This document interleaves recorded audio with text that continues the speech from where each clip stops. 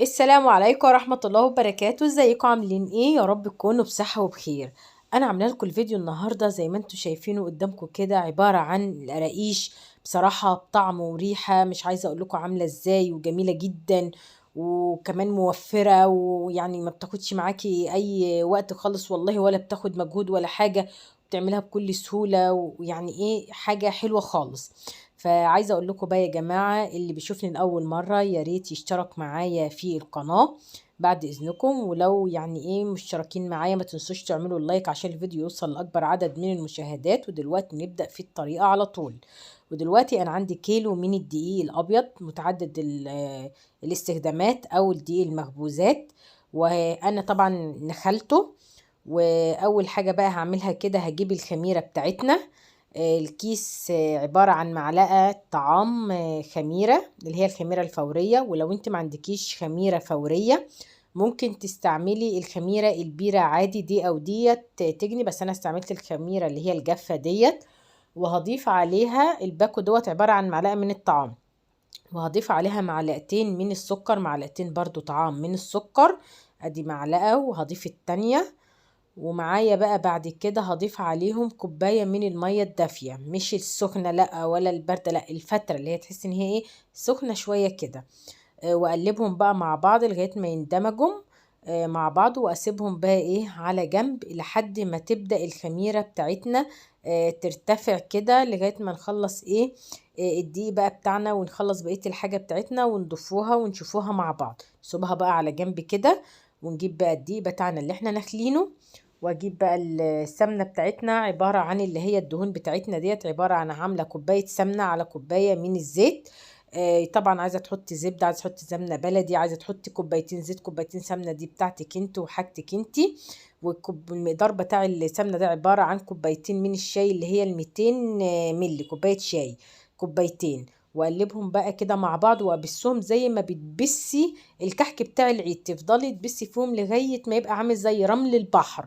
والدقيق كله يختفي مع المادة الدهنية بتاعتنا، السمنة اللي احنا حاطينها والزيت، لغاية ما يبدأ يختفي خالص خالص خالص، وتحس ان هو بقى عامل زي رمل البحر كده، زي ما انتوا شايفينه قدامكم كده.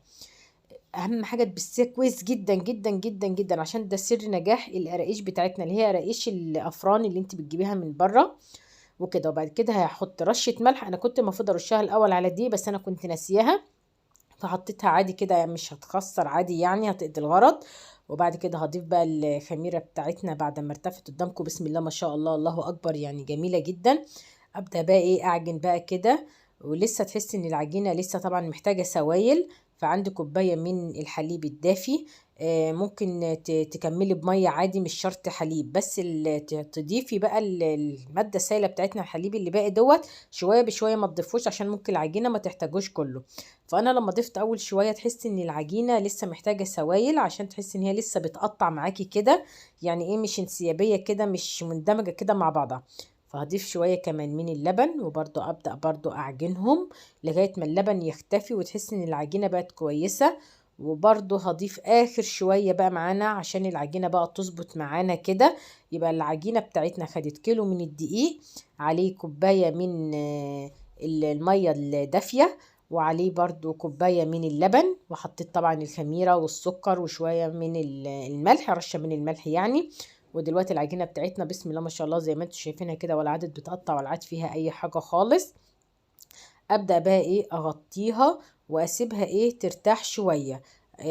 يعني ايه ترتاح شوية كده العجينة. وبعد كده بقى نبدأ نقطعوها عشان نعملوا بقى الرقيش بتاعتنا الجميلة ديت.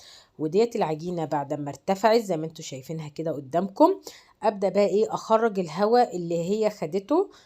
يعني ايه اطلع الهواء اللي جواها بقى كده زي ما انتوا شايفينه كده، يعني ايه تجيبيها تاني كأنك بتعجني تاني كده لغاية ما الهواء اللي فيها يطلع خالص. وابدأ بقى اخد اول قطعة قدامكم كده، واشكلها بقى ايه بالشكل بتاعنا اللي احنا هنشكله، اللي هو شكل القراقيش. طبعا في اشكال كتير ممكن تشكلها، بس انا عامله القراقيش بتاعتنا العاديه خالص اللي احنا هنشكلوها بيها. تبدا تفرديها كده، تلفيها كده، تعمليها يعني زي ما انتوا شايفين كده. وبعد كده تبداي تبططيها وتظبطيها بقى انت بقى حسب اللي انت عايزاه يعني. شو حلوه بقى وحشه، تقولي لي رايكم ايه بقى يا جماعه في القراقيش وتقطيعي وتبطيطي لها. ودلوقتي بقى بسوي انا القطرف عشان تبقى مظبوطه. وابدا بقى تقطعها بالسمك اللي انت عايزاه، بالحجم اللي انت عايزاه يعني. وعايزه اقول لك حاجه، ان انت ما تبقيش لما تبططيها ما تبقاش مرتفعه معاكي، لا، يعني ايه، تبقى مرتفعه تقريبا نص سنتي مش اكتر من كده، عشان هي طبعا لسه هترتفع معاكي في الخبيز لما تسيبيها تخمر بعد كده. بعد ما قطعتها اجيب الصاج بتاعنا، وابدا بقى ايه ارصها في الصاج.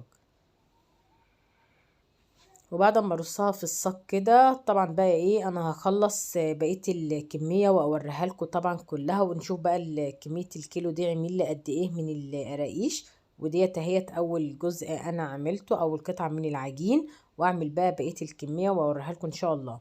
وديت بقى بعد ما خلصت كل الكمية كده، بسم الله ما شاء الله، ده عملت لي بالظبط 3 سيجان، صاجين صغيرين وصاج كبير، الا الحتة الصغيرة ديت، دي الكمية اللي طلعت لي من الكيلو. هدخلها الفرن واوريها لكم.